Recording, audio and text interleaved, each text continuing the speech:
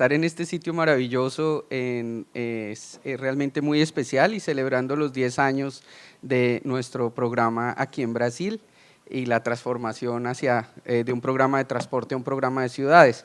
Y tenemos pues representantes de muchos sectores, es genial tener al sector de la salud con nosotros, a personas que representan a Brasil ante organizaciones internacionales, consultores y a las personas que están trabajando en las ciudades. Yo solo tengo una introducción muy corta con este tema del transporte sostenible salva vidas. Y pues lo primero es mostrar un poco los datos de América Latina. Esta es la información de la Organización Mundial de la Salud, que muestra pues unos datos realmente graves para nuestra región. Realmente la Organización Mundial de la Salud considera que hay una epidemia cuando hay más de 10 muertos por 100.000 habitantes. Y en América Latina en general estamos, si uno incluye a Brasil, son 15.84. Si saca a Brasil, son 12.93, 9.47, si estoy viendo bien, perdón, voy a repetir las cifras. Suramérica, 15.84, Suramérica sin Brasil, 12.93, es decir, estamos en una situación de epidemia. Y una situación de epidemia necesita acciones de todos los sectores para reducir esas muertes. Las Naciones Unidas se pusieron de acuerdo. En las Naciones Unidas se logró un acuerdo para que redujéramos a la mitad las muertes antes del año 2020, las muertes del año 2010. Estamos a mitad de camino y estoy casi seguro, pues de pronto pasa un milagro en estos 5 años, de que no vamos a cumplir esa meta porque no estamos haciendo lo suficiente. Es un tema realmente grave. Y es un tema que nos ocupa a todos, no solo el tema de seguridad vial. Si uno se mira esto desde la perspectiva de cambio climático, y pues dicen que tiene que ver cambio climático con seguridad vial, pues una de las maneras que cambio climático va a lograrse la meta de reducir la temperatura global, de que no suba más de 2 grados, es reducir el número de vehículos kilómetro que recorremos. Es decir, no es simplemente una solución de tecnología, de lo que pongamos en los vehículos, es necesario modificar la manera como nos vamos a mover en el futuro. Y eso significa, de acuerdo con la Organización Internacional de Energía, que para el año 2050 tenemos que reducir en 23% los vehículos kilómetro. No es suficiente con las soluciones de tecnología. Hay que reducir el número de viajes con respecto a la línea de tendencia. Si uno reduce el número de viajes, el número de vehículos kilómetro, eso tiene un impacto en seguridad vial gigantesco.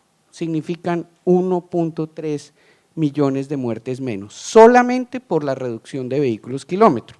Pero además de la reducción de vehículos kilómetro tenemos que hacer muchísimas otras cosas, pero tal vez ese es uno de los caminos como el transporte sostenible salva vidas.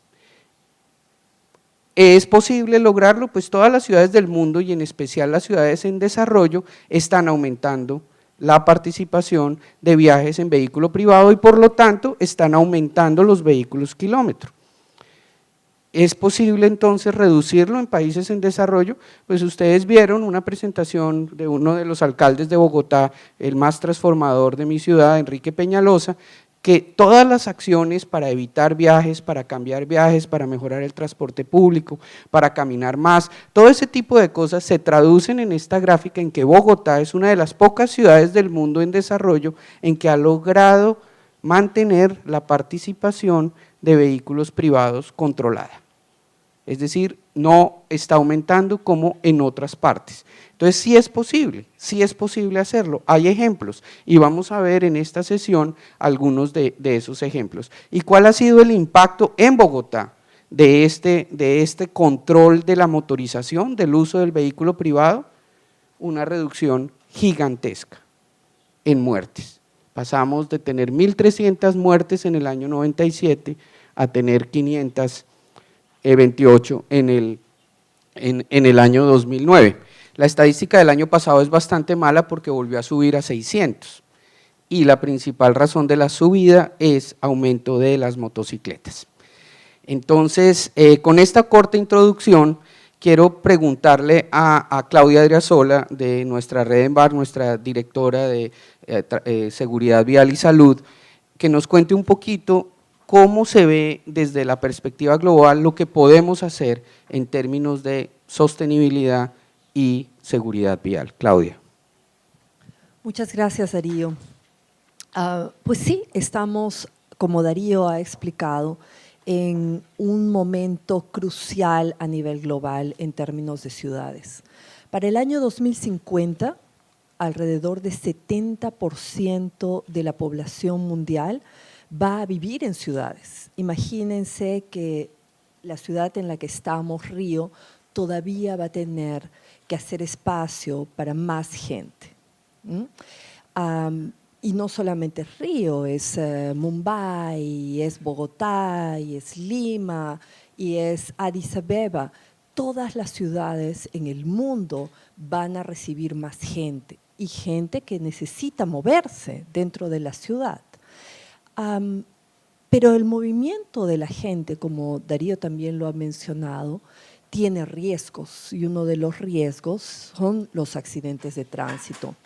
Otros son la calidad del aire, la inactividad física, el estrés. Es decir, que este gran cambio que estamos experimentando y que es histórico, nunca antes el ser humano ha vivido en ciudades en esta magnitud. Es un reto muy grande que tenemos en nuestras manos y que tenemos que pensarlo en las diferentes dimensiones que tiene. Es decir, que seguridad vial no se puede resolver solamente tratando de educar a la gente, porque es un problema definitivamente mucho más complejo y que si es tomado de esta forma más holística, puede traer muchos más resultados. Es decir, tenemos que ver a la seguridad vial como realmente un problema de sostenibilidad de nuestras ciudades. Entonces, empezar por entender cómo es que vamos a proveer la movilidad y cuáles son los factores que intervienen cuando proveemos esa movilidad. Uno de ellos es definitivamente el desarrollo urbano. ¿Cómo es que vamos a desarrollar nuestras ciudades? Si las desarrollamos de forma expandida, si empezamos a crear ciudades que extiendan el área, vamos definitivamente a generar una cantidad mayor de viajes y con esto más cantidad de emisiones, menos posibilidades de que haya actividad física. Ahora ustedes me preguntarán, ¿por qué en una conversación sobre seguridad vial donde ya tenemos un problema suficientemente grave, 1.3 millones de personas mueren cada año y esto lamentablemente está creciendo, 50 millones de personas tienen consecuencias en su salud física cada año también?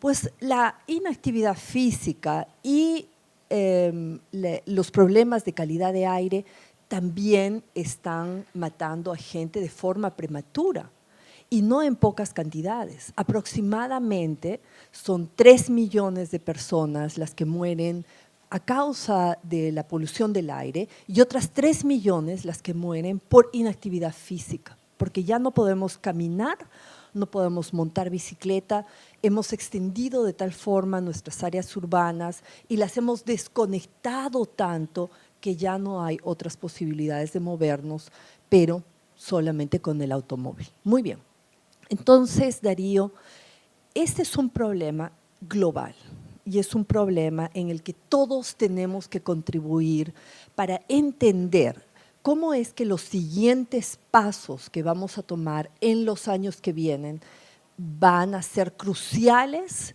para mejorar todos estos graves problemas. El desarrollo urbano definitivamente es una de las áreas en las que tenemos que enfocarnos. Tenemos que ver cuáles son aquellas prácticas que han sido realmente exitosas alrededor del mundo y preguntarnos por qué.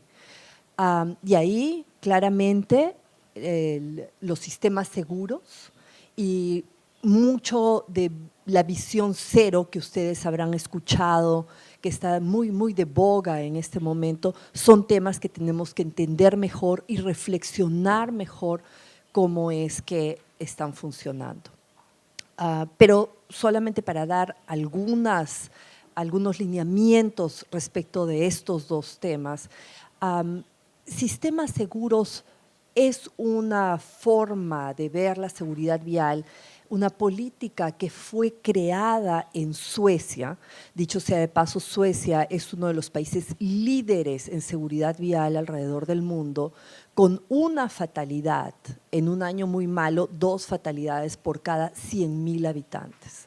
Comparado con lo que Darío nos mostró, es muy importante lo que ellos están haciendo, pero ¿cómo ellos llegaron a este punto que está siendo imitado por la Unión Europea y por muchos otros países? Definitivamente los Estados Unidos y Canadá, muchas ciudades ya están hablando de los sistemas seguros y la visión cero.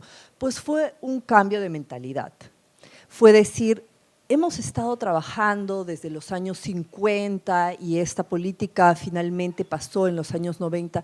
Hemos estado trabajando en tratar de cambiar la mentalidad de la gente y de decirle, bueno, usted tiene que comportarse de manera responsable en la vía y usted tiene que entender y usted tiene que educar a los niños.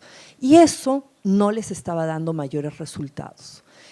Entonces decidieron cambiar la forma, cómo ver este problema y empezaron a darle más responsabilidad a aquellos que diseñaban la vía, porque se dieron cuenta, de acuerdo a la investigación, que si tenemos vías que tienen tráfico en áreas urbanas en particular de más de 50, 60 kilómetros por hora, las muertes van a ser inevitables, aún así tengamos campañas masivas de educación o de comunicación.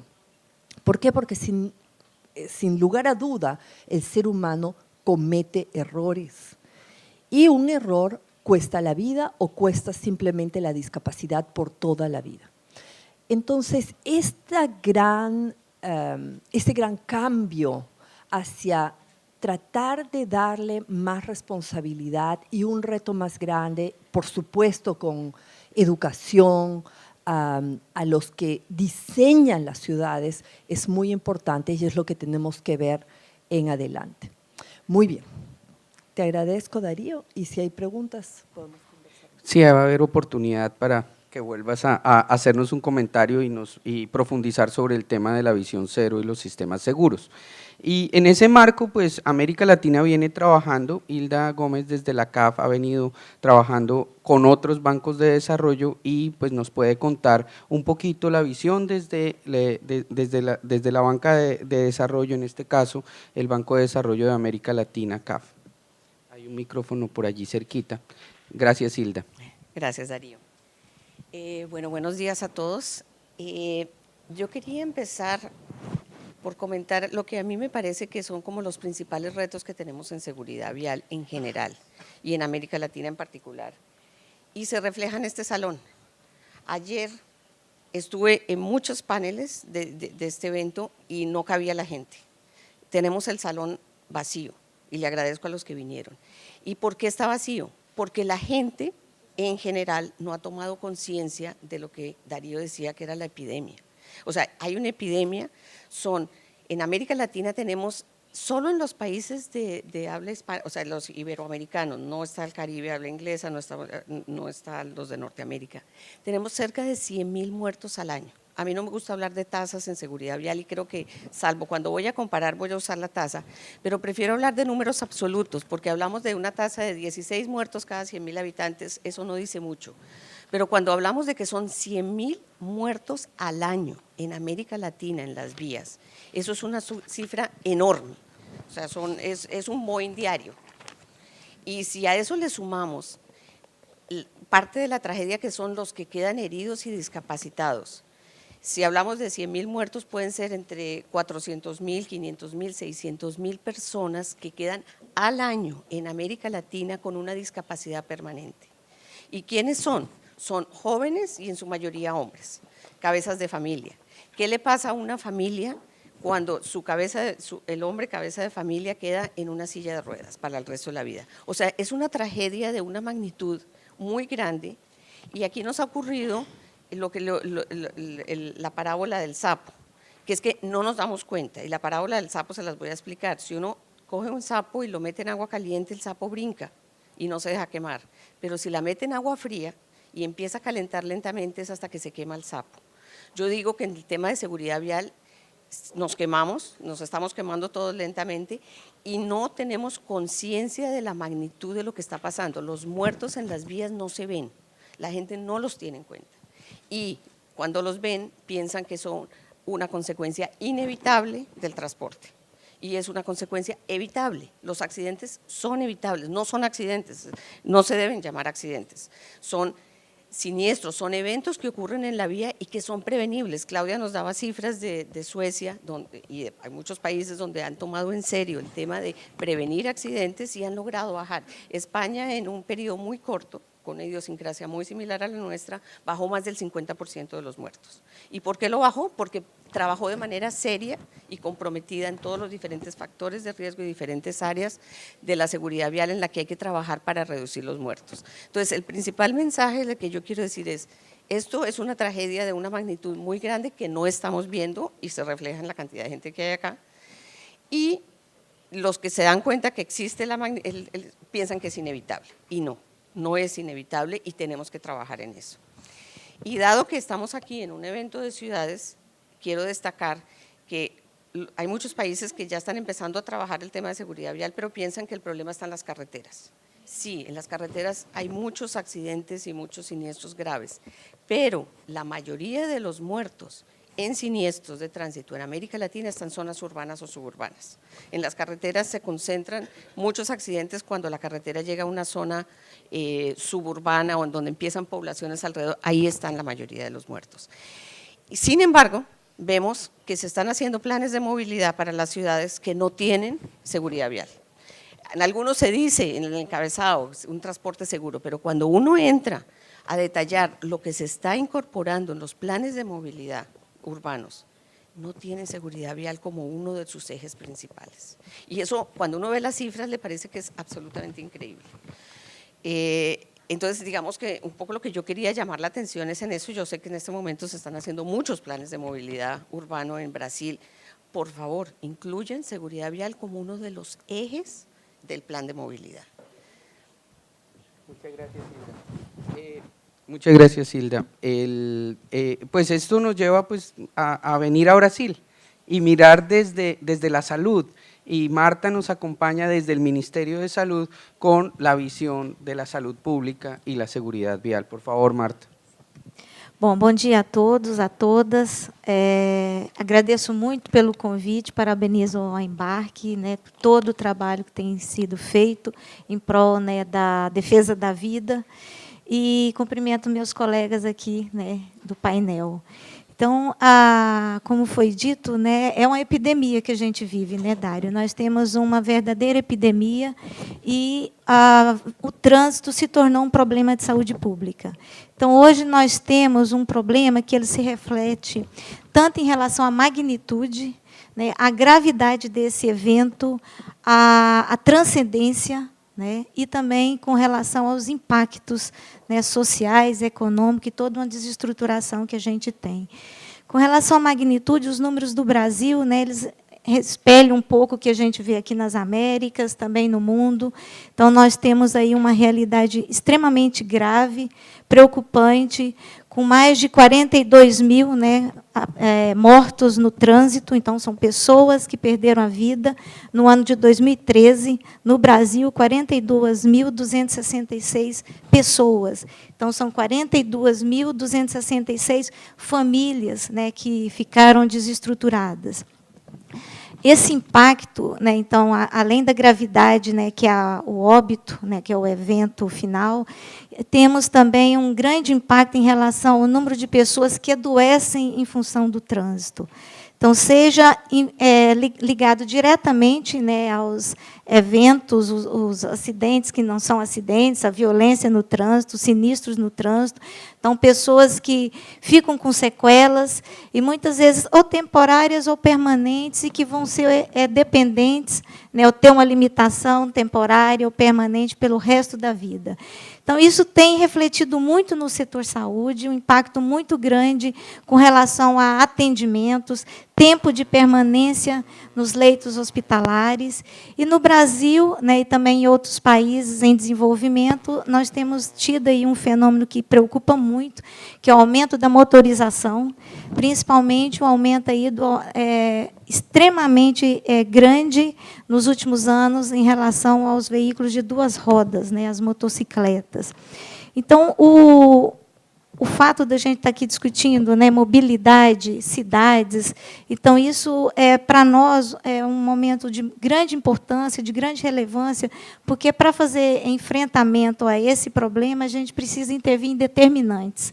E sabemos que, para além de trabalhar em fatores de risco, então nós temos aí como principais causas de acidentalidade no Brasil a associação entre álcool e direção, o excesso de velocidade. Mas temos também outros fatores de risco associados, mas, dentre os determinantes, a gente tem que fazer essa reflexão do nosso modelo de desenvolvimento, um modelo focado no indivíduo, no carro, no transporte privado. Então, eu fico extremamente feliz de estar aqui nessa discussão, e a saúde está também fazendo essa reflexão da importância da gente trabalhar para além da assistência direta às vítimas do trânsito. Então, se tornou um problema de saúde pública, e se a nossa missão, enquanto setor saúde, é cuidar, né, salvar vidas, temos que avançar aí nos desafios da promoção da saúde e fazer todo o enfrentamento com relação a essa epidemia. Então, os números são gritantes, principalmente, né, jovens, né, pessoas do sexo masculino, quase 80% das vítimas, então isso desestrutura, geralmente são jovens que estão constituindo família, primeiro filho, primeiro emprego. Então, a gente tem aí as mulheres ficando viúvas, né? Filhos ficando órfãos, os pais perdendo os filhos. E temos também aí um fenômeno que ele tem migrado muito para cidades pequenas. Então, se o número absoluto é maior, né, nas cidades grandes, então, de fato, é um Boeing caindo por dia, mas temos também um aumento aí nas cidades de pequeno porte, principalmente com relação às mortes de motociclistas, né? Então, onde tem uma carência maior aí de todas as questões de fiscalização, todo esse olhar em relação à proteção dessas pessoas. Então, é uma epidemia, grande número de internações, grande número de atendimentos, grande número de mortes e grande número de sequelados. E, apesar dessa gravidade, é também um evento passível de prevenção. Então, isso nos dá uma luz, uma esperança, e a gente tem que somar esforços, porque não é acidente, é fatalidade, como foi dito. Não é fatalidade, né? É evitável, é prevenível e passível de ações. Tá? Então, começo por aí, trazendo essa problemática que a gente vive no Brasil, de uma epidemia de mortes no trânsito. Obrigada. Carlos, pues representa a Brasil en muchos eventos internacionales y representa la política pública brasilera frente a estos temas. Y en ese sentido, pues Brasil ha notado que el problema es grave y está tomando acciones, y está también, como en muchos aspectos, tratando de liderar las acciones en este tema. Carlos, ¿nos puede contar un poco de esa acción internacional de Brasil y las oportunidades que ven para liderar el tema, no solo en la región, sino en el mundo? Sim, bom dia a todos, obrigado pela palavra. Queria também agradecer a Embarque, agora WRI, pelo convite. É um prazer estar aqui com todos os colegas também nesse painel. Bom, eu vou começar do final, mas depois eu volto para o final, né? Acho que o final, enfim, eu vou falar, o desenvolvimento aqui da minha fala vai ser, em grande parte, mas não só, falar de uma grande conferência que estamos organizando no Brasil, vai acontecer em novembro, em Brasília, que é a segunda conferência global de alto nível sobre segurança no trânsito. É um evento organizado pelo governo brasileiro, mas com apoio das Nações Unidas, e que se insere na década de ação das Nações Unidas sobre segurança no trânsito. E aí, minha observação, justamente, o final, é o seguinte, que se eu tivesse que dizer qual é a a cara que a gente quer dar ao evento que vai acontecer em Brasília, qual é a cara da declaração que a gente quer apresentar em Brasília, é justamente o título da mesa, só que sem o ponto de interrogação, né? É afirmando: o transporte sustentável salva vidas. Tá? E aí eu começo, quer dizer, a gente está aqui juntando dois temas, a questão do transporte sustentável e a questão da segurança no trânsito. Né? Quando a gente fala de sustentáveis, é uma observação inicial que acho que é importante. Sustentável, a gente sempre tem que lembrar que sustentável é uma palavra, sustentabilidade tem 3 dimensões. Né? Sustentabilidade tem a dimensão ambiental, a qual ela é mais automaticamente associada, quando a gente fala de meio ambiente, e aqui, quando a gente fala de trânsito, tem toda a questão dos poluentes, né, das mudanças, do efeito sobre as mudanças do clima, mas a sustentabilidade tem também as dimensões social e econômica. E a dimensão social, enfim, nessa questão da segurança no trânsito e do transporte, do acesso ao transporte, é uma dimensão muito importante. Bom, essa mesa é muito interessante, porque justamente ela junta esses dois temas. E acho que uma das características desse debate internacional é que o debate agora está juntando os dois temas, mas, historicamente, foi tratado de uma maneira separada. Né? Quer dizer, eu vou falar aqui de 2 trilhos. Você tem um trilho, que é o debate propriamente na área de desenvolvimento urbano, por exemplo, e talvez, enfim, de uma maneira mais geral na área de debates ambientais, mas se você fosse entrar aqui no debate sobre desenvolvimento urbano, a gente tem um grande marco, que são as conferências das Nações Unidas sobre desenvolvimento urbano. Né? A segunda conferência foi a Conferência de Istambul, que aconteceu em 96, que é uma conferência, enfim, o resultado, a Agenda Habitat, aprovada em Istambul, é um documento muito avançado, né? Um documento muito progressista, que, naquele momento, enfim, tem um capítulo sobre transporte sustentável, e que é um capítulo que ele avança muito, enfim, dá uma ênfase muito grande na necessidade de promoção do transporte sustentável. Fala muito do transporte público, fala relativamente pouco do transporte não motorizado, pouco de pedestres e pouco de bicicletas. Né? A ênfase é muito em transporte público e em novas tecnologias para o transporte público, novas tecnologias não poluentes. Né? Então, acho que ela tem uma preocupação muito grande com a questão da equidade, né, do acesso das pessoas ao transporte. E o acesso ao transporte é visto, o acesso ao transporte é visto como uma variável de algo mais amplo, que é o acesso das pessoas a oportunidades, a serviços, às escolas, a empregos. Né? Então, o transporte é uma função dessa questão maior, que é o acesso das pessoas a direitos, oportunidades, serviços. Bom, então, a Agenda Habitat ela avança muito na questão, acho que as palavras-chave da Agenda Habitat, quando lida da questão do transporte sustentável, é a questão, por um lado, sustentabilidade. Eu acho que ela está falando muito da vertente ambiental e também social. E a outra palavra é a questão de acesso. Né? Então, quer dizer, como se a Agenda Habitat tem a minha sensação de que é uma agenda feita por urbanistas, por pessoas da área de direitos humanos. Essa acho que é a gramática da área da Agenda Habitat, do urbanismo, direitos humanos. Aí a gente tem um outro trilho do debate, é o trilho justamente do debate sobre a segurança no trânsito. E aí eu vejo assim, o debate, historicamente, como um debate assim, muito de engenheiros e da área de saúde. Né? Enfim, os marcos que você tem desde a década de 40 já, várias convenções das Nações Unidas sobre trânsito, sobre sinalização do trânsito, sobre questões técnicas veiculares. Né? São convenções das Nações Unidas que têm sua sede, embora sejam universais, a sede delas é a Comissão Econômica das Nações Unidas para a Europa. Né? Então, esse debate vem desde a década de 40. Mas você tem, enfim, só pulando assim, para um marco importante, você tem as resoluções da Assembleia Geral das Nações Unidas sobre segurança no trânsito, que são aprovadas a cada 2 anos, e é um marco fundamental.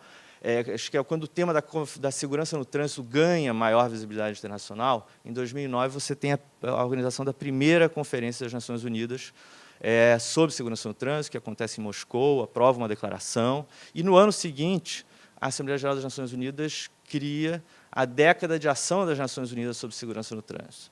Mas aí esse debate nesse trilho da segurança no trânsito, é um debate, enfim, é quase assim, aquele debate sobre como evitar que certas coisas aconteçam, né? Como evitar que acidentes aconteçam. É um debate para que, enfim, as estradas sejam mais seguras, para que, enfim, tem a questão da infraestrutura, que tem que ser mais segura, como evitar que aconteçam acidentes, mortes, para que o setor enfim, para que haja menos repercussões sobre o setor de saúde, né? Enfim, para que tenha menos feridos, para que tenha menos mortes, para que os custos sociais da segurança no trânsito sejam menores. Enfim, acho que esses dois debates sempre andaram em trilhos separados. Eles mencionam um ao outro, mas eles andam em trilhos separados.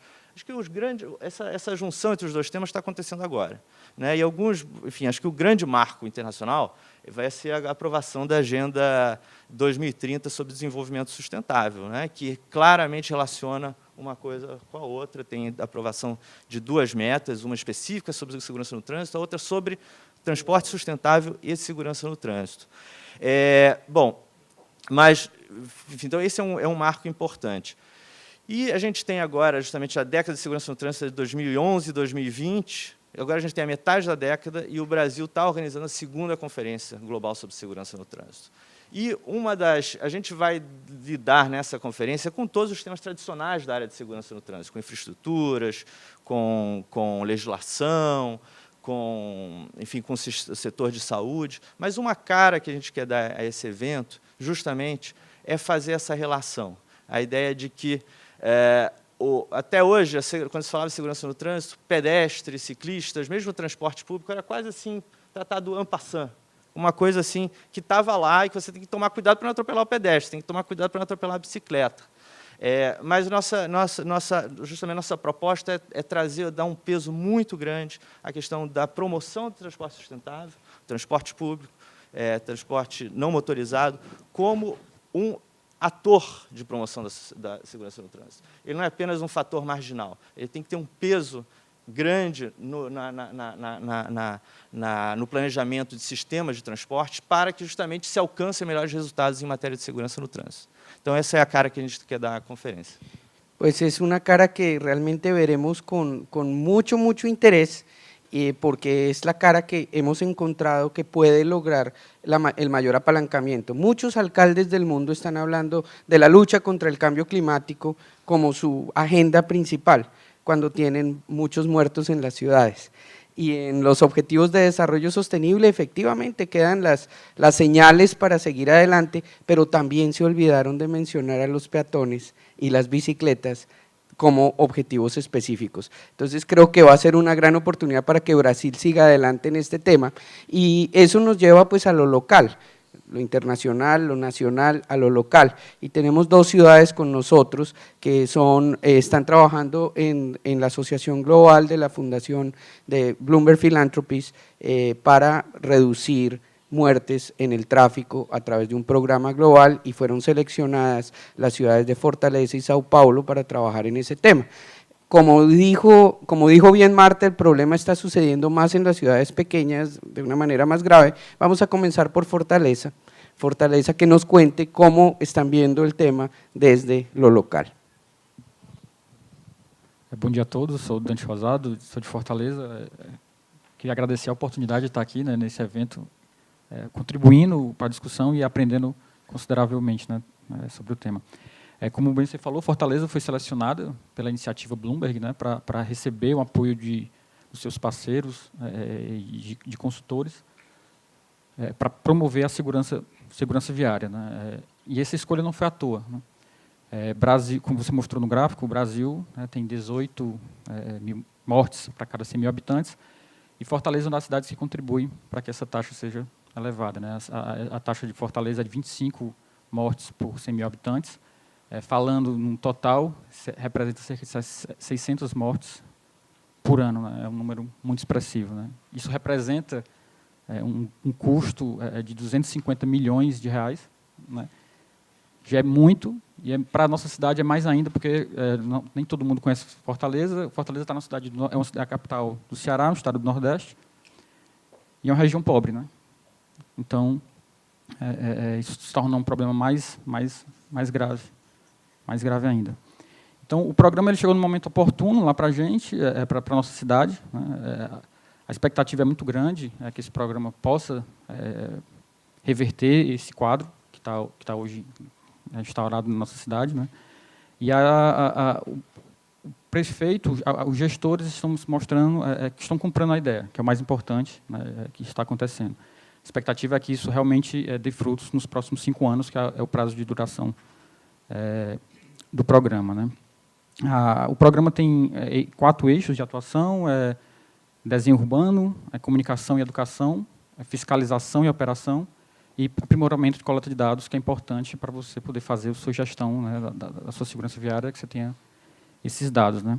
Agora, falando um pouco do tema da mesa, né, transporte sustentável salva vidas, o nosso colega ele tirou a interrogação, né, afirmando que o transporte sustentável salva vidas. Eu queria colocar uma provocação que, na verdade, eu acho que salvar vidas deve ser um atributo de um transporte sustentável. Se ele não salvar vidas, ele não vai ser um transporte considerado sustentável, né. E no caso de Fortaleza, e eu acho que remete para várias cidades do Brasil, no primeiro dia do encontro, a gente participei de uma oficina sobre transporte não motorizado, muito interessante, por sinal, e nessa oficina o palestrante citou as 10 cidades com melhor qualidade de vida, né? E a primeira delas seria Viena, né? E uma das causas e efeitos que ele colocou para essa qualidade de vida foi que mais de 2/3 da população se desloca por transporte não motorizado. E, na mesma hora, eu remeti à minha cidade, né, Fortaleza, que, na nossa cidade, mais de 2/3 também se desloca por transporte, por transporte público e transporte não motorizado. Então, por que na nossa cidade não é segura, né? Não é só o fato de você estar usando o transporte público e não motorizado que você vai promover a segurança. Depende do ambiente onde esse transporte ocorre, e também de como como os outros meios de transporte são tratados e como eles se comportam, né? Que é, no caso, o transporte individual, a motocicleta, ou a motocicleta e o automóvel, né? Que nas nossas cidades eles reinam de forma absoluta no espaço viário, né? São priorizados, não são bem fiscalizados, enfim, são uma série de deficiências que a gente sabe, né? Para complementar esse panorama, recentemente eu li uma entrevista do publicitário Washington Oliveto, né, que ele é um excelente publicitário, e ele colocou que os brasileiros não são educados a reduzir a velocidade, né? Como você colocou, que é um dos fatores de risco, né, a velocidade é um fator de risco. Pelo contrário, a gente é educado a aumentar a velocidade, né? E ele, como publicitário, ele sabe muito bem, né? Ele já deve ter feito várias campanhas para vender automóvel, e ele tem prioridade, propriedade para falar sobre isso, né? Então, se a gente não mudar o ambiente das nossas cidades, né, não vai bastar apenas as pessoas se deslocarem por bicicleta, a pé ou por transporte público. Se a gente não mudar o ambiente da nossa cidade, a gente também não vai conseguir mudar esse panorama, né? Mais ou menos isso, a contribuição que eu queria dar para a discussão. Claudia tiene el beneficio de estar aquí al lado mío y me dijo que quería hacer un comentario. Muchas gracias. Pues, Dante, tú tienes toda la razón. Y es una muy interesante reflexión la que tú haces. ¿Qué pasa con Fortaleza, que tiene la mayor parte de la gente trasladándose en transporte público, a pie o en bicicleta, y aún tienen un grave problema de 600 personas muriendo cada año? Es un número muy grande. Y creo que ahí es justamente el área donde debemos resaltar que si la seguridad vial no es una prioridad y no se mide y no se entiende qué es lo que está pasando, entonces no se puede resolver el problema, ¿verdad? Los países y las ciudades donde nosotros encontramos que realmente hay cambio en la seguridad vial es cuando este tema se toma como prioridad y se ponen metas ambiciosas y se dice, por ejemplo, en la ciudad de Fortaleza, de acá a 5 años vamos a ver una cantidad de 50% menos de muertes. Y entonces vamos a ir a los datos y vamos a darnos cuenta que quizás hay problemas en el sistema de transporte público, y entonces vamos a empezar a enfocarnos en cómo hacer que ese transporte público sea más seguro. O si los peatones y los ciclistas están siendo arrollados por los vehículos, que los conflictos que están sucediendo ahí puede ser que se estén produciendo porque las velocidades son demasiado altas para que todos estos sistemas puedan convivir conjuntamente. Entonces, marcarse metas y reconocer que la seguridad vial es una prioridad es definitivamente muy importante. Nosotros nos hemos dado cuenta que en ciudades donde el transporte público es prioridad, conjuntamente con la seguridad vial, la cantidad de muertes se puede reducir al 50%, cuando es considerado una prioridad y cuando se mide y se le hace seguimiento. En ese sentido, y hablando de velocidad, pues tenemos a Sao Paulo, que es la ciudad que nos enseñó el lentidao, es de donde sale el lentidao, la empresa de ingeniería de tráfico mide cuántos kilómetros están lentos, y año tras año han sido exitosos en que siguen creciendo. Cuéntenos ahora cómo ven el tema desde la seguridad vial. Bom dia a todos, agradecer a WRI, a Embarque Brasil também pela oportunidade de estar aqui apresentando os nossos trabalhos.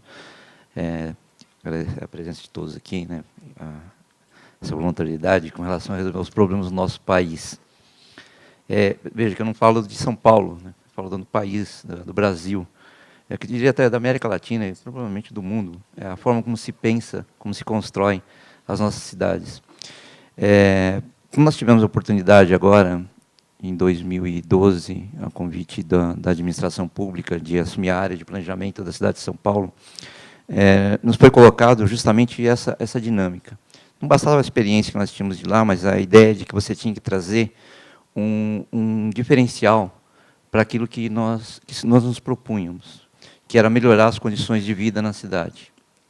Estava na meta de governo, faz parte da política pública que foi implementada, daquele que foi eleito para a cidade, mas deveria fazer parte de todos aqueles que nos antecederam nesse sentido. Foi colocado ali como um desafio, como tratar uma cidade que estava à beira do colapso. Então, se falava na cidade de São Paulo, o congestionamento, a capacidade de velocidade de deslocamento das pessoas andavam por volta de 8 a 12 quilômetros no máximo nas vias. Tá? Em alguns momentos, dependendo do que acontecia na cidade de São Paulo, você falava uma coisa de 3, 4 quilômetros, 5 quilômetros por hora. Ainda tenho vias que têm problema com esse tipo de medida. Então, e nós nos deparamos com isso, onde 1/3 do nosso povo, pelas pesquisas de origem e destino, se deslocam por meio de transporte público. 1/3 das pessoas. Boa parte deles no sistema complementar, porque o sistema de transporte massivo seria o ideal que nós tivéssemos muito metrô, bastante metrô, quando isso ocorre em outras cidades do planeta. Para você poder fazer esse deslocamento e fazer isso de uma forma mais qualificada, ter umas melhores condições. Então, você vai trabalhar com essas pessoas e chegar numa cidade que está pré-colapso, quase infartando, se você quiser fazer uma comparação com o sistema de saúde, ela estava quase infartando, às vezes estavam entupidas as artérias, a cidade ia explodir. Então, nós nos deparamos com essa situação. E aí o desafio que se apresentou foi aquele de que, basicamente, a ideia do que está trazendo agora a Bloomberg, a Philanthropy. Nós precisávamos rever o desenho urbano. A cidade foi concebida e depois foi adaptada, na sequência, para veículos, para carro, para transporte individual. Então, se abandonava as calçadas, se diminuía as calçadas para poder passar mais carro. Naquela ingenuidade de achar que isso estava resolvendo o problema de transporte da cidade, o problema de deslocamento. E, ao contrário, não dando prioridade para o transporte a pé, que também é 1/3 na pesquisa origem e destino. As pessoas andam a pé, 1/3 dos deslocamentos da cidade. Então, boa parte das pessoas vão se movimentar também nesse formato. E mesmo aqueles que vão para o transporte público, quando eles chegam, eles se transformam em pedestre e também vão se deslocar. E vão precisar da calçada, vão precisar de um local seguro para poder ficar. nos deparamos com essa questão dos ciclistas, que é uma entidade invisível. Ninguém sabe, eles existem, mas é folclore, Saci Pererê. Não sabemos exatamente onde está, mas existe um ciclista aqui. E morriam 52, 56 por ano. Ah, mas e o que fazer com isso? Como tratar esse tipo de coisa? Então, a bicicleta também é um modal complementar. Então, como é que nós tratamos esse desafio?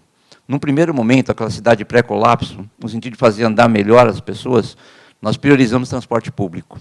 Então, pegou-se uma ideia simples, já existiam 63 quilômetros de faixas exclusivas à direita, né, faixa de priorização, se priorizou, até o momento nós já estamos por volta de 480, estamos chegando nesse índice, consumando com o que já existia na cidade, cerca de 480 quilômetros de priorização de transporte coletivo, complementar aos corredores de ônibus e ao sistema de transporte sob trilhos da cidade. Essa priorização com o único objetivo de poder permitir ao ônibus subir um pouco a velocidade, mas já sabendo que isso tem um significado e um agravante. A cidade estava andando muito devagar naqueles horários em que você tem os congestionamentos. Então, precisa melhorar para as pessoas se deslocarem naquele momento que tem um congestionamento. Então, prioriza o transporte coletivo. Só que nós sabemos quando a velocidade aumenta, tá? E isso é inerente, porque é física. O promotor de justiça me perguntou outro dia, mas só tem isso como argumento? Eu falo assim, eu só tenho isso como argumento. A relação é de inércia, mv ao quadrado sobre 2. Então, ele transfere massa. Se ele vier rápido e ele for pesado, ele vai encostar, ele vai matar. Essa é a relação. É física. Não tem outro motivo, não existe outra questão. Mas isso é muito pouco. Eu falei, não é pouco porque talvez as pessoas que o senhor conheça não tenham se envolvido num acidente desse. Quando o senhor estiver envolvido, o senhor vai entender do que eu estou falando. Então, essas questões de velocidade, nós sabemos que tínhamos que subir. Mas existe um limite, aquele limite em que você considera que transforma isso numa questão de sustentabilidade, de fato. Porque aí, o teu desenho, aquilo que você propõe como prioridade, ele atinge um nível que você possa, de fato, oferecer a segurança. Então, que você possa oferecer, inclusive, como eu vi aqui, aquela pessoa, aquele ser humano que está sentado na frente de um veículo, e como dizia muito bem o professor Renier Rosestraten, nosso especialista em psicologia do trânsito, está lidando com 7, 8 variáveis, uma pessoa normal, 7 variáveis no trânsito que ele está dirigindo, ele está guiando um veículo, quando ele se depara com aquela situação do inusitado. Não é acidente, de fato. Não dá para ser acidente. É uma questão, acontece algum fato novo que não estava naquela previsão. E aí você tem que ter tempo para poder perceber, tem que ter tempo para poder agir, tem que ter tempo para ter cognição, para o seu sistema nervoso atuar e você pisar no freio, você desviar, você conduzir e organizar. Então, sabíamos que precisávamos puxar essa velocidade, melhorar esse desempenho, mas também vinha na sequência uma questão de resolver. Tanto que a redução de velocidade na cidade de São Paulo não é uma novidade. Em 2011, em 2010, o prefeito Kassab, ele reduziu a velocidade do sistema arterial da cidade de 70, ele organizou de 70 para 60. Na época, os técnicos falaram assim, olha, isso pode ser pouco, prefeito, porque nós precisamos puxar essa curva mais para baixo, mais rapidamente. O número de mortos vem caindo. Agora, considerando que nenhuma morte é aceitável, nós precisamos acelerar essa queda. Então, talvez a gente pudesse colocar um pouco mais. Mas, não, se achou que 60, por enquanto, naquele momento, era um razoável que poderíamos estar trabalhando. Os técnicos também contribuíram e chegaram nesse ponto. Nesse instante, quando nós assumimos, então, nós entendemos que, e as experiências mundiais mostravam isso, que só 60 não seria suficiente. São Paulo ainda teria que passar por mais uma etapa, que é essa que nós estamos vivendo. Então, hoje, nessa manhã, nós fechamos as principais vias da cidade de São Paulo com redução de 50 km por hora. Então, o eixo leste-oeste, que vai de Itaquera até a Lapa, obrigado. Até a Lapa, na cidade de São Paulo, ela vai agora estar operando com 50 km por hora. O eixo norte-sul, que passa pela 23 de maio, está operando a 50 km por hora. O mini-anel viário está operando a 50 km por hora. E nós vamos atingir, até o final do ano, nós devemos deixar toda a cidade já organizada. A redução de velocidade, ela vem associada com essa ideia, então, dessa intervenção. Nós começamos, lá em 2013, com áreas 40, regiões de alta concentração de pedestres, presença de muito comércio, quantidade de viagens a pé muito grandes, muito intensas, aí criamos perímetros estamos também entregando agora a 10ª área chamada Área 40. Com isso, a gente atinge aquelas avenidas que você, historicamente, mesmo quando o número de mortos cai, as avenidas de São Paulo, que sempre representam esse nível de mortalidade, são sempre as mesmas. Então, é um problema crônico. É um problema crônico, que você só resolve quando você organiza melhor esse ambiente viário. Então, nossa experiência está muito voltada nessa questão. Melhorar o desempenho, sim, melhorar o desempenho do sistema para que mais pessoas possam ter mais qualidade de vida, mas, ao mesmo tempo, trazer isso para níveis razoáveis, que você possa lidar com o inesperado. O inesperado nunca é bom. Eso es increíble, la verdad, y por eso el aplauso. Y pues se une Sao Paulo al esfuerzo de Nueva York, que también bajó a 40 kilómetros hora, y el esfuerzo de París, que bajó a 30 kilómetros hora, que son esfuerzos globales que yo como ingeniero de transporte no pensé que oír a los alcaldes que llegaba un momento y decían, vamos a reducir la velocidad, porque todo lo que le están pidiendo, y sobre todo aquí en Brasil, que tienen a los campeones de Fórmula 1, es ir cada vez más rápido. En ese sentido, pues Brasil viene haciendo un esfuerzo grande y le pide a las ciudades que hagan sus planes de movilidad. Y una de las cosas que decíamos en esta charla es que no necesariamente el tema de seguridad vial está dentro de los planes. Logit está trabajando en la ciudad de Florianópolis en uno de los planes que espera ser un gran ejemplo para el país, y nos pueden comentar un poquito cómo involucran dentro del plano de seguridad vial, del plano de movilidad, el tema de seguridad. Obrigado pelo convite, pelo privilégio de estar aqui com vocês. O que eu queria compartilhar da experiência de Florianópolis é, na verdade, uma parte do nosso diagnóstico que tem a ver com os padrões de urbanização brasileiros. Esse padrão de dispersão da área ocupada, com baixas densidades, e geralmente procurando as estradas regionais que estruturam o território, faz com que, rapidamente, você encontre um grande descompasso entre a forma e a função das vias de uma região. Então, o que a gente mais encontrou, tanto na ilha de Santa Catarina, quanto no continente, nas cidades da região metropolitana de Florianópolis, era esse padrão de estradas rurais, ou até a BR-101, também em algumas estradas estaduais, que organizaram em seu entorno pequenos núcleos de urbanização. E é óbvio que as velocidades e o padrão geométrico dessas vias era completamente incompatível com a urbanização do entorno. Isso gera conflitos, segrega a vida das pessoas que estão no entorno dessas rodovias e gera esse problema do conflito e de atropelamentos. Por outro lado, essa urbanização dispersa também faz com que existam grandes distâncias a serem percorridas diariamente pela população. Tendo à disposição essas infraestruturas rodoviárias, é inevitável o aumento da velocidade desses deslocamentos, e o que mais a gente via em Florianópolis, especialmente quando a gente conversava com a Rede Vida no Trânsito, é uma iniciativa muito interessante de articulação entre as secretarias das prefeituras, de saúde e segurança e educação, era o número de encapotamentos na madrugada nessas rodovias. As pessoas aproveitavam que não tinha trânsito e aceleravam, e havia ocorrências, sinistros realmente graves. E, de novo, nessa faixa etária dos 18 aos 30 anos, homens matando. Então, do ponto de vista do plano de mobilidade, era fundamental enfrentar esse descompasso entre a forma e a função dessas vias, indicando caminhos para que a intervenção urbana para a mobilidade viesse acompanhada de uma qualificação urbanística que promovesse, evidentemente, a segurança e o conforto dos modos não motorizados e dos usuários do transporte coletivo. Só que isso leva a um problema muito sério, porque daí eu começo a falar de uma intervenção estrutural na cidade. Porque vocês imaginam, há rodovias de 2 faixas por sentido, com acostamento e no entorno casas, e eu comecei a falar para a prefeitura, olha, vocês precisam transformar essa rodovia em uma avenida urbana. E, de novo, eles falavam, mas isso vai implicar que eu diminua a velocidade? O que a população vai falar para mim? Eu falei, olha, desculpa, não vai ter jeito, a gente vai ter que enfrentar essa reforma urbana. Ela tem que entrar na nossa agenda. Vamos enfrentar muitas dificuldades, como já estamos enfrentando em São Paulo. Mas o que a gente tem visto é que não é a diminuição da velocidade, num primeiro momento, vai ser por diminuir a velocidade oficial e colocar a fiscalização. Mas haverá uma questão de desenho urbano que vai ter que ser enfrentado. Do que a gente tem chamado a atenção nos planos de mobilidade que temos desenvolvido, é que mobilidade é uma política de urbanismo.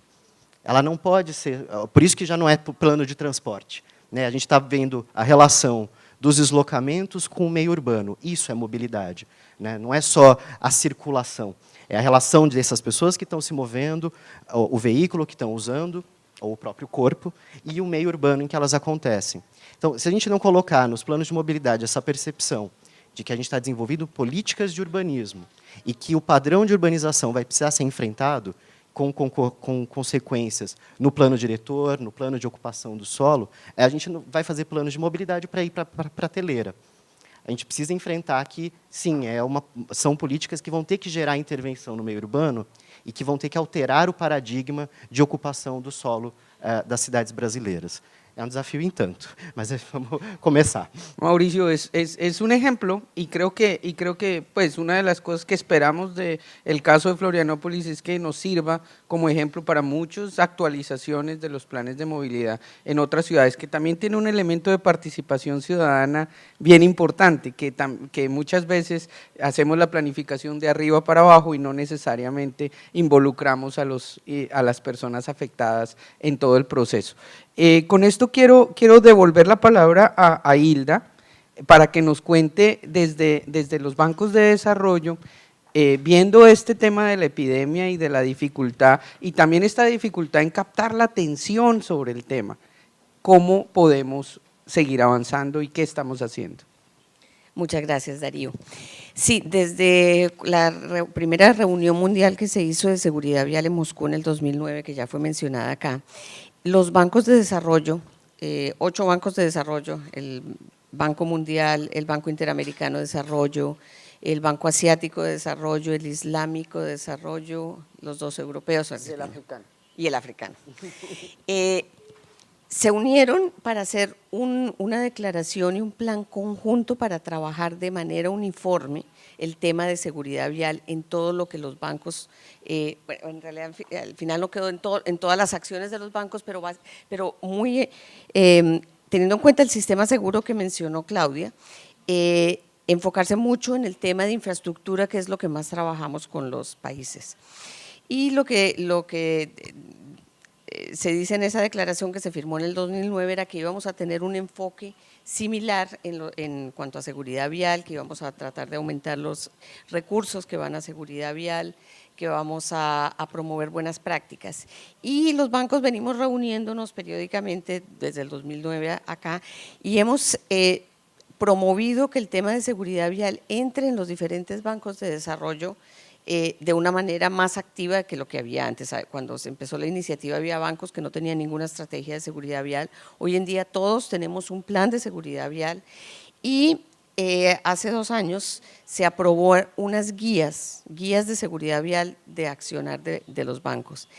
¿Y qué se pretende en esas guías? Es básicamente hacer promover la seguridad vial en los países, y mucho a través de las acciones que tenemos de infraestructura. Entonces, lo que plantea la guía es, en primer lugar, cuando vamos a financiar un proyecto de vías o transporte, empezamos por hacer un diagnóstico, un diagnóstico rápido de cómo está la seguridad vial en donde vamos a trabajar. ¿Con qué fin? Primero, tener una idea de cómo está, y segundo, empezar a llamar la atención a nuestros clientes sobre el tema de seguridad vial, la importancia que tiene, y conocer a grandes rasgos el diagnóstico de las grandes falencias. Entonces diseñamos una lista de chequeo con base en el Plan Global de Seguridad Vial que sacó Naciones Unidas, y hacemos un checklist de los diferentes ítems, si los tiene, si no los tiene, y cómo está la ciudad, el país, en fin, con respecto al plan global. Y lo segundo que dice esa guía es, no se puede financiar ningún proyecto de transporte que no sea seguro. Entonces, si se va a hacer una carretera, hay que hacer una auditoría de seguridad vial de la carretera que identifique los posibles riesgos que tiene y entre a solucionarlos. Si es un sistema BRT, entonces una auditoría de seguridad vial a la infraestructura, pero a la vez cómo debe ser la operación de ese BRT para que sea seguro. Digamos que eso es un poquito a grandes rasgos lo que se aprobó y todos los bancos lo están trabajando pues de acuerdo con sus procedimientos internos, adaptándolo a la realidad de cada banco, pero lo importante de esto es que ya digamos que en los bancos de desarrollo todos tenemos un plan de acción en seguridad vial, estamos promoviendo que el tema se mueva de manera transversal dentro de los bancos para que todos los proyectos que tienen algo que ver con seguridad vial tengan la seguridad vial explícita. Y estamos preparando ahora algo que pensamos acordar después de la reunión de Brasilia, o en la reunión de Brasilia, y es un plan de trabajo de los bancos para intensificar nuestra labor en seguridad vial en los próximos 5 años. Eso es a grandes rasgos lo que venimos trabajando desde los bancos. Quería hacer 2 aportes a los temas que se han planteado. Primero, que en esta labor que estamos haciendo, hablé de los bancos, ahora vuelvo a CAF, que la seguridad vial se vuelva transversal en todo lo que hacemos. Estamos concretamente aquí en Brasil tratando de los planes de movilidad donde tenemos alguna participación y no tienen seguridad vial, lo estamos involucrando. Entonces, recientemente con Caxias do Sur, que va a hacer su plan de movilidad, leíamos que en la introducción, en el objetivo, dice que seguridad vial, pero en el contenido de los términos de referencia lo que se iba a contratar no tenía nada de seguridad vial. Entonces hicimos un acuerdo con ellos para colocar unos consultores que nos están ayudando a, en primer lugar, definir en los términos de referencia explícitamente qué se requiere de seguridad vial, para que realmente el plan que salga tenga la seguridad vial realmente involucrada. Quiero llamar la atención en eso porque lo mismo pasa en transporte sustentable. Transporte sostenible incluye seguridad vial, pero no siempre la incluye realmente. Y quisiera hacerle una propuesta para lo de la reunión de Brasilia. Hay un término que ya en España se usa, que es el transporte 0-0. 0 emisiones, 0 muertos. ¿0 kilómetros hora? No. 0 emisiones y 0 muertos, pero poniéndolo al mismo nivel, porque a mí me preocupa que quede en el título, pero no en el contenido. Muy valiosa y pues devolviendo entonces a Carlos sobre el tema y después vamos con Marta, ¿qué va a ser distinto en Brasilia?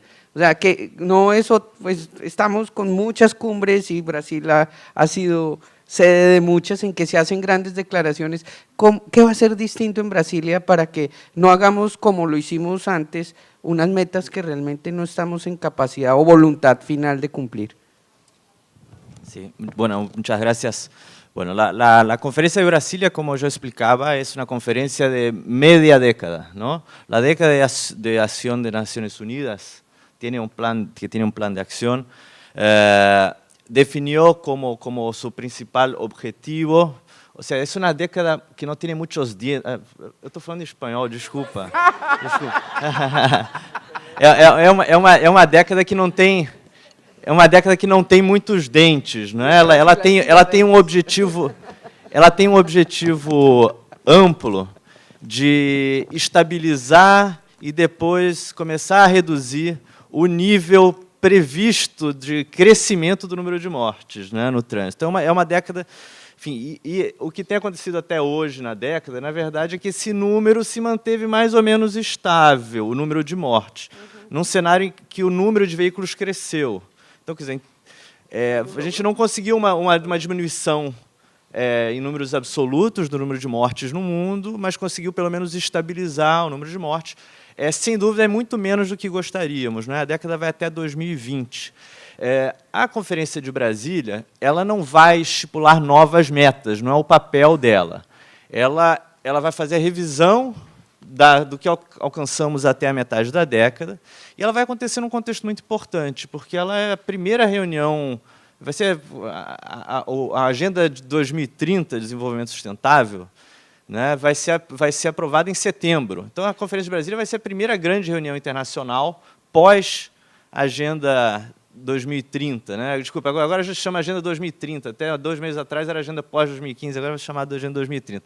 Mas a reunião de Brasília vai ser a primeira reunião depois da aprovação da Agenda 2030 e vai ser uma oportunidade excelente para discutir, refletir sobre como fazer para tentar alcançar as metas da Agenda 2030. Esse é um desafio enorme, né? A Agenda 2030 tem, enfim, tem uma meta específica sobre segurança no trânsito, que é de reduzir até 2020, pela metade, o número de mortes e lesões.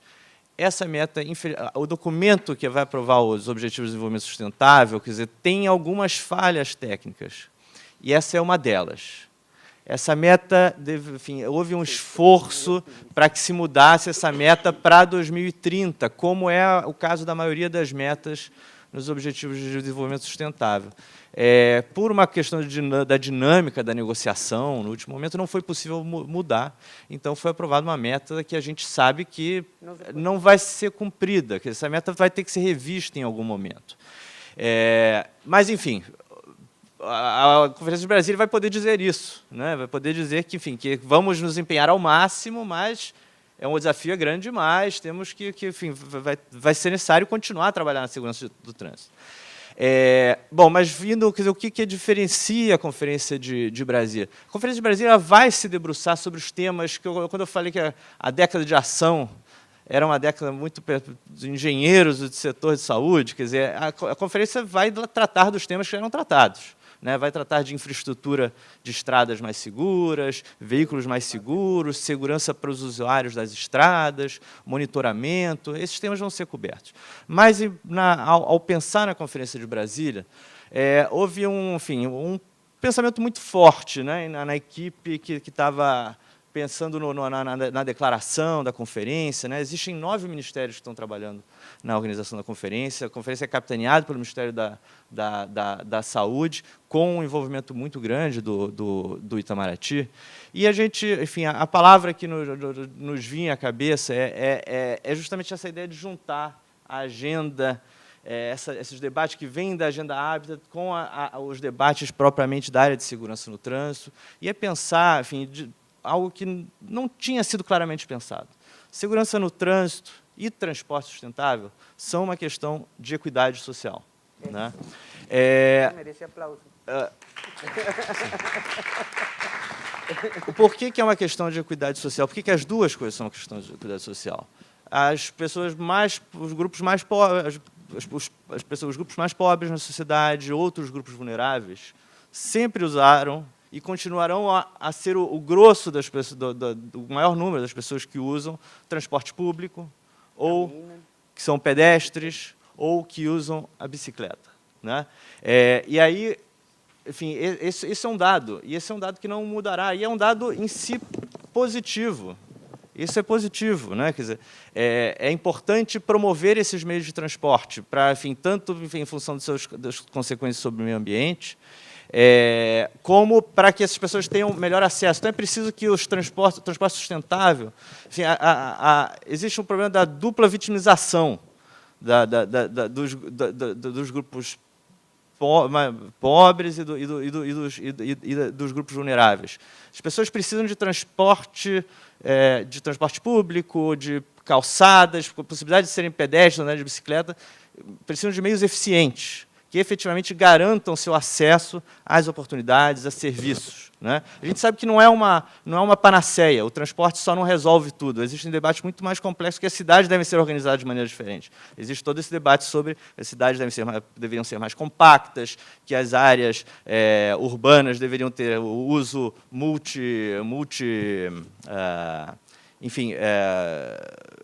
multifuncional, exatamente para que as pessoas não precisem morar longe dos seus trabalhos ou longe das suas escolas. Então, o transporte não é a bala de prata que vai resolver tudo, mas é uma variável muito importante. Então, as pessoas precisam ter acesso a transporte eficiente. Então, quer dizer, elas não podem ser vitimizadas por um transporte que faça com que elas estejam horas no trânsito, ou que não as leve até seu destino final, ou, enfim, o transporte precisa ser eficiente. Mas o transporte também precisa ser seguro. Exatamente. Se você não tem o transporte seguro, você tem uma dupla vitimização. As pessoas não apenas não têm acesso a serviços, oportunidades que precisam, como elas correm riscos para ter acesso. né? Então, você tem uma dupla vitimização e a sua provocação é perfeita. Então, quer dizer, uma ênfase nova que a gente dá no que vai ser a Declaração de Brasília é essa questão, é dizer que a segurança no trânsito é também uma questão de equidade social, é chamar atenção para as necessidades, desafios de grupos específicos da sociedade. Tem a questão das pessoas com deficiência, dos idosos, a perspectiva de gênero. Nunca se falou de perspectiva de gênero em segurança no trânsito, mas é um elemento fundamental. E chamamos a questão justamente da necessidade da mobilidade e da promoção do transporte sustentável como armas, como instrumentos para promover o acesso, por um lado, que é toda essa dimensão dos direitos, mas também para promover a segurança no trânsito. Então, sí vamos a tener una conferencia mundial diferente, y eso es importante. Y volviendo a Brasil, con Marta, ¿qué acciones desde la perspectiva de salud, se están promoviendo en este momento, y si ves desde el Ministerio de Salud que se están tomando esas acciones en los otros sectores, porque la agenda es multisectorial? Sim, como eu falei, então, é um evento que é uma epidemia e ele é multicausal, né? Então, para o seu enfrentamento, o setor saúde sozinho não consegue, nós não temos uma vacina, um remédio para, né, enfrentar essa epidemia. Então, precisamos aí de ações integradas, intersetoriais e com esforço também e participação da sociedade civil, né, buscando essa mudança de cultura numa perspectiva de uma cultura de segurança viária. Então, quando foi, depois da Conferência de Moscou, em 2010, nós tivemos aí a resolução das Nações Unidas, né, declarando a década de segurança no trânsito, e o Brasil participou, né, de uma iniciativa global coordenada pela Organização Mundial de Saúde, Organização Pan-Americana de Saúde, que era a iniciativa Road Safety in 10 Countries, que era o projeto RS10. Então, o Brasil fez adesão a esse projeto e implantou esse projeto já no ano de 2010. Em 2011, foram 10 países, né, convidados para implantar essa iniciativa a partir de um consórcio internacional, inclusive com participação e incentivo da Fundação Bloomberg, né, dentre outros parceiros. Começamos esse projeto em 5 cidades brasileiras, em 5 capitais. O projeto aqui foi denominado Projeto Vida no Trânsito. E o Ministério da Saúde, né, articulado com outros ministérios, Justiça, Cidades, Transportes, Secretaria da Juventude e outros ministérios, liderou esse projeto junto com essas 5 cidades. Então, a meta, né, o propósito, o objetivo do projeto era avançar para além do que a saúde já vinha fazendo, né, que é atender e investir nessa rede de urgência e emergência que o Ministério da Saúde tem implementado junto com as secretarias estaduais e municipais de saúde, mas, de fato, intervir em fatores de risco, os principais, tanto de acidentalidade como de gravidade dos acidentes. Além dos fatores que eu já elenquei, álcool e velocidade, outros fatores de risco locais eram identificados a partir dessa análise de dados, né, numa análise integrada com dados da segurança pública, do trânsito, da saúde, identificando aí grupo de vítimas vulneráveis. Então, dentro dos grupos de vítimas vulneráveis, né, os ciclistas, os pedestres, e os motociclistas também como segmentos onde a gente precisava estar priorizando.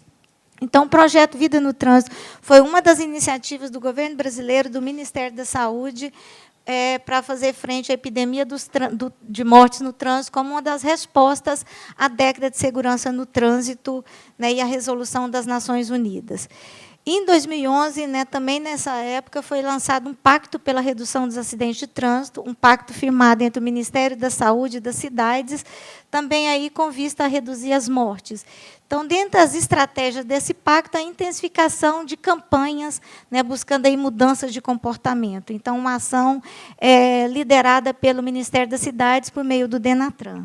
E uma outra iniciativa, que é o Rodovida, que é uma estratégia que o foco dela é nas rodovias federais, né, nas estradas, baseado também em critérios epidemiológicos, locais de maior acidentalidade. Então, uma intensificação de ações de fiscalização e controle, principalmente nos períodos de maior movimentação, né, maior fluxo de pessoas nas rodovias, né, férias, carnaval, Semana Santa, final de ano.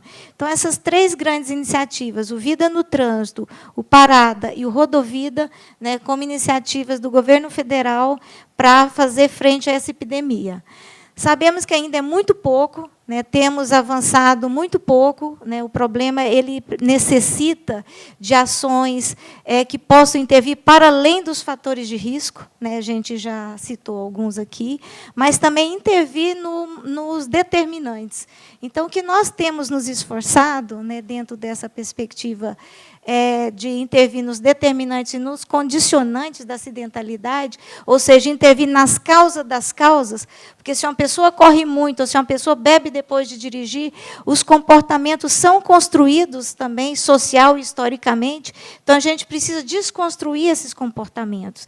E, para isso, a gente precisa de políticas públicas integradas, que garantam acesso, que promovam equidade, que promovam cidadania e que, de fato, possibilitem esses espaços seguros, né? Não adianta eu induzir as pessoas a caminhar, né, ou andar de bicicleta, e a gente trabalha um dos problemas, né, que até Cláudia falou, a questão do sedentarismo, né, da obesidade. Então, assim, a pessoa às vezes não vai morrer de uma doença cardíaca, de um infarto, né, porque está fazendo atividade física, mas vai morrer atropelada. Então, a gente precisa ter políticas públicas integradas e que tenham essa perspectiva com foco nas pessoas, né, nos cidadãos. Então, tendo entornos seguros, entornos saudáveis. Então, dentro dessa perspectiva, a mobilidade segura, humana e sustentável, né, o que a gente tem almejado. Tá? Então, eu só queria aqui finalizar que, na cúpula de prefeitos, né, eu vi a fala do prefeito de Bogotá, né, o Henrique, que eu achei assim, que é fantástico, quando ele traz a ideia da felicidade. Né? Então, se a gente está falando de um mundo sustentável, né, e de inclusão, então, e de equidade, para além da igualdade, então, assim, é um espaço onde as pessoas possam ser felizes e viver, né, um espaço produtor de vida, né, de qualidade de vida. Então, nós temos muitos desafios para chegar nesse estágio, né? E estamos aí, então, nesse desafio com os outros setores, e a Conferência Global ela traz aí luzes novas, né? Novo gás para termos mais articulação, para romper esse paradigma que a gente tem aí do foco individual, né? Então, buscar o coletivo. Muchísimas gracias. Creo que ese es el esfuerzo, unir sectores. Esto no puede ser solo de la ingeniería de tráfico o de la salud pública, tiene que ver con lo que nos han dicho ustedes del diseño urbano y cómo queremos que sean nuestras ciudades para que funcione adecuadamente. Estoy muy corto de tiempo, como de costumbre, pero quiero aprovechar a la audiencia para tener por lo menos dos preguntas. Hay una pregunta a la persona de morado en ese punto. Tú. Como hay traducción, te pido que te acerques. Breve, sí. Muy breve porque se nos acaba el tiempo. E que seja mais pergunta que intervenção. Exato. É só uma pergunta, uma sugestão. Eu sou da Massa Crítica de Volta Redonda, uma cidade de médio porte de interior. Então, eu ouvi aqui Florianópolis, São Paulo, Brasília, né, e Fortaleza. Seria justamente um alerta que eu estaria fazendo aqui para o seguinte: os ciclistas são os invisíveis, somos mesmo. Tá? A gente está tentando, por exemplo, com o poder público, que é a realidade da maioria das cidades brasileiras, nós não somos capital. E a gente está tentando adaptar os ônibus para poder transportar pelo menos 2 bicicletas. A gente não consegue. Então, eu penso que a minha ideia é levar para a Cyclofair um projeto único, porque nós não vamos colocar a BRT na cidade de médio porte. Não vai ter como você pensar num teleférico para você levar uma bicicleta, para você vencer a topografia. A realidade do Brasil é você colocar uma bicicleta comum dentro do ônibus, Ontem eu perguntei para o pessoal da BH Trans, que estavam aqui, por favor, o que vocês estão fazendo para incluir a bicicleta junto com o ônibus, porque essa necessidade de conexão de modal é uma coisa simples, primordial, para que a gente saia da invisibilidade. Tá? Então, isso tem que ser pensado em Brasília, assim como as adaptações de cadeirante foram pensadas. Existe um prazo para poder se cumprir. Um exemplo é aquele rack na frente, para carregar 2 bicicletas. É apenas uma peça que você pode inserir em qualquer ônibus, de qualquer cidade. Vamos pegar a área rural. O menino pode pegar a bicicleta, que está sendo incentivado pelo governo federal, ele ganha a bicicleta, para ir até o ponto de ônibus, pegar o ônibus para ir para o colégio. É a primeira coisa. Le pedimos entonces a Sao Paulo, que está trabajando muy fuerte en el tema de bicicletas, si este tipo de integración de modales es parte de lo que están haciendo. Mas, tá. No processo nosso de implantação das ciclovias, nós consideramos essa questão como básica. E, inclusive, eu lembro que o processo de ciclovias de São Paulo, que consiste na transformação do ambiente viário, ele partiu desse pressuposto, de integrar pontos de conexão de interesse. Então, ele foi concebido a partir dos terminais de ônibus, das terminais de metrô, ou seja, de todos os pontos de interesse específicos da cidade. Para complementar isso, nós estamos dentro dos ônibus também, já estamos testando em alguns ônibus a colocação e abertura de espaço específico para a colocação das bicicletas. O governo do Estado de São Paulo previu agora também, em muitos metrôs, por exemplo, o fechamento da Paulista, aqui algumas semanas atrás, a maior parte daquelas bicicletas que estavam na Paulista vieram de metrô ou de ônibus. Então, elas chegaram naquele ponto. E nós vamos ter bicicletários também em todos os terminais de transporte nosso, todos os terminais de metrô, então você poder fechar e ter essa integração. Então, sim, tornar a bicicleta um atrativo, mas torná-la visível também. A sinalização foi criada, concebida com esse formato. Tá. Aí, sim. Quem é?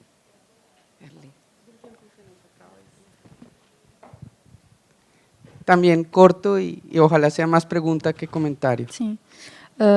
Vou tentar ser bem curta. Eu sou Mónica, sou portuguesa, sou arquiteta, sou urbanista, trabalho com mobilidade. Acho que nem interessa muito onde eu trabalho, porque eu estou aqui a falar como pedestre, como ciclista e como usuária de transporte público. Abandonou o carro há 6 anos.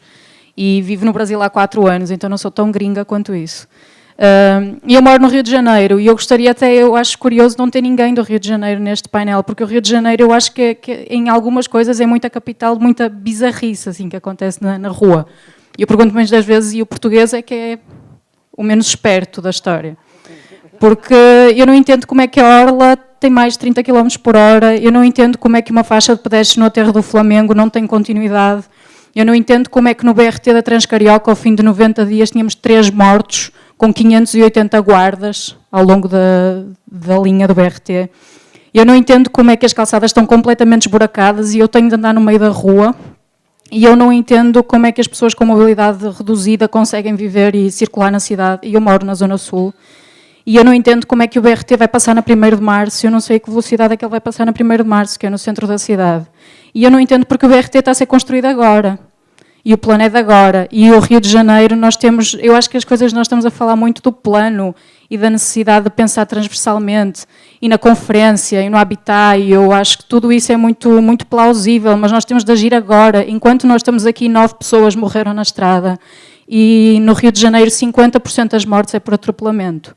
Sim. Então, nós temos uma morte por dia e 50% das mortes é atropelamento. Então, o que eu quero entender é não só, principalmente para quem está nas 3 cidades, não é? Florianópolis, Fortaleza e Brasília, não só como segurança viária está a ser incluída, e todo esse discurso que eu acho muito interessante da necessidade de ter essa visão transversal, mas como é que segurança viária é realmente entendida na fase do desenho, na fase do planeamento não só, mas na fase do desenho e de todos os projetos de mobilidade e de transporte que estão a ser projetados hoje em dia no Brasil, como é que isso está a ser incluído e se existe na equipe, além de engenheiros que fazem uma calçada ou uma faixa de pedestre de X em X metros, alguém que entenda onde as pessoas querem atravessar. E Muy bien. Te agradezco de verdad la intervención. No tenemos a las personas de Río de Janeiro, nos toca ya terminar la sesión. Quiero dejar que Claudia simplemente nos diga, porque precisamente ese es el tipo de cosas que hay que cambiar, porque el diseño tiene que ser completo y tiene que ser seguro, y creo que fue el consenso de este panel. Entonces, Claudia e Hilda. Obrigada. Muchas gracias. Sí, esas son todas las preguntas que nos hacemos cada día cuando reflexionamos en la cantidad de gente que muere y que queda herida. El problema de Río es un problema que lo vemos en muchas ciudades alrededor del mundo, y es simplemente no aceptar qué es lo que nosotros somos como seres humanos y cuánta es la energía que nuestro cuerpo puede recibir, ¿verdad? Un vehículo que nos atropella, que nos golpea a más de 30 kilómetros por hora, las posibilidades de que nosotros sobrevivamos ese golpe son mínimas, conforme la velocidad aumenta. Ahora, ¿por qué el diseño urbano tiene una intervención muy alta? Solamente acá, en la Avenida de las Américas, ¿ya? Si nosotros todos salimos y tratamos de cruzar la Avenida de las Américas, vamos a tener que caminar por lo menos 800 metros para poder encontrar un cruce peatonal. ¿Quién de nosotros va a cruzar, va a caminar 800 metros? No, porque todos estamos apurados para ir a ver a nuestros hijos, a comprar o a ir al trabajo, ¿verdad? Entonces vamos a cruzar la vía como podemos y tratando de ver si es que el vehículo no está viniendo. El gran problema del ser humano es que no ha desarrollado la percepción del peligro a la velocidad. Nosotros entendemos cuál es el peligro a las alturas. Si yo les digo a ustedes, por favor, todos nos vamos a ir a limpiar la parte más alta de este Palacio de las Ciudades. Vamos juntos del Palacio de Artes, ¿ok? ¿Quiénes de ustedes van a ir conmigo a limpiar la parte más alta? Nadie. Pero ¿quién quiere cruzar conmigo a Avenida de las Américas? No hay carros, no se preocupen, vamos a hacerlo rápidamente.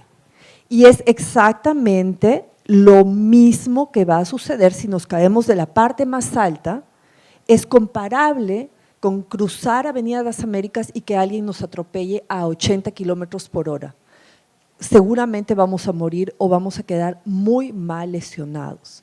Entonces, uno de los problemas más grandes en el desarrollo urbano es que no hemos desarrollado las ciudades para los seres humanos y queremos que los seres humanos se comporten de una forma que nunca lo vamos a hacer. El gran cambio es empezar a aceptar que el ser humano tiene estas limitaciones, que cometemos errores y que por lo tanto las velocidades dentro de las áreas urbanas no pueden ser más de 30 kilómetros por hora y que no vamos a lograr esa velocidad con simplemente un cartel que diga este es 30 kilómetros por hora, sino que el diseño urbano tiene que protegernos. Gracias. Hilda me pidió la palabra y los organizadores me van a matar. No, de pronto es algo muy corto. Tuvimos ayer una reunión con el área metropolitana de Río de Janeiro y nos pidieron ayuda para incorporar en el plan de movilidad del área metropolitana el tema de seguridad vial. Entonces va a quedar incorporado, eso merece un aplauso. Y también merecen un aplauso todos los panelistas que nos acompañaron el día de hoy. Y les pregunto a ustedes, la respuesta es: ¿el transporte sostenible salva vidas? ¿Sí o no? Sí. ¡Listo!